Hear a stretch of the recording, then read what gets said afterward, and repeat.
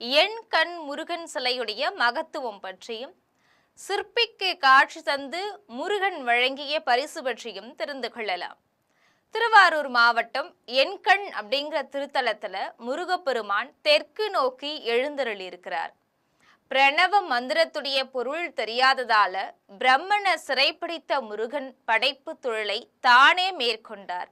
பிரம்மன் எண்கண் வந்து இங்க இருக்கக்கூடிய பிரம்மபுரீஸ்வரரையும் அம்மன் பிரகம் நாயகியையும் தன்னுடைய 8 கண்களால கண்குளிர தரிசித்து பூஜை செய்து முருகன் கிட்ட இருந்து சிருஷ்டி தொழிலை கைவரப் பெற்றார். பிரணவ உபதேசம் பெற்றதால முருகன் இங்க பிரம்மகுருவாக வழிபடப்படுறார். இந்த ஊர் எண்கண், அஷ்டநேத்திரபுரம், பிரம்மபுரம் அப்படிங்கிற பெயர்கள்ல அழைக்கப்படுது.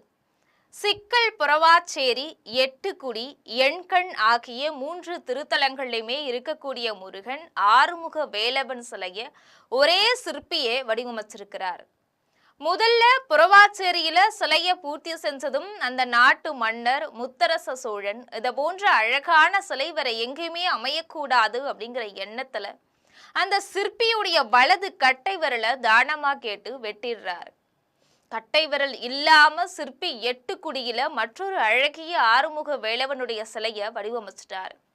இதனால மனம் பெறாத முத்தரசு சோழன் சிற்பியுடைய 2 கண்களையும் பறிச்சிடுறார்.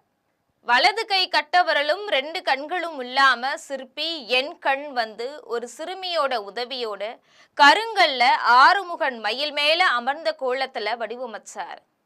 சிலை பூர்த்தியாகி கண் திறக்கக்கூடிய நேரத்துல உதவி செஞ்ச சிறுமியோட கையில உளிப்பட்டு ரத்தம் பீரிட்டு சிற்பியோட கண்கள்ல பட்டுச்சு. அப்போ என் கண் திருமுருகன் அருளால சிற்பியுடைய கண் பார்வை கிடைக்க பெற்றது. இழந்த கட்டை விரலும் கிடைச்சிருச்சு.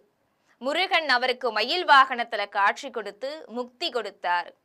அந்த சிற்பி முக்தி அடைந்த இடம் கோவில் வன்னி மரத்தடியில இருக்கு.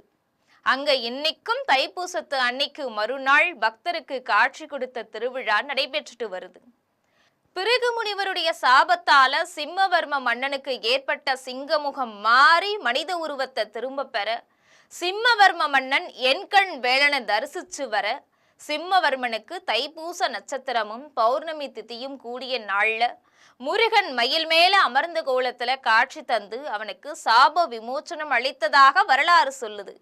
இந்த கோவில்ல சிவபெருமான் பிரம்மபுரீஸ்வரர் சன்னதி கிழக்கு நோக்கி அமைஞ்சிருக்குது. பிரம்மனுக்கு உபதேசிச்சா மூலவர் சன்னதி ஆறுமுக பெருமான் மயில் மேல அமர்ந்த கோலம் ஞான சபை தெற்கு பார்த்து இருக்கு.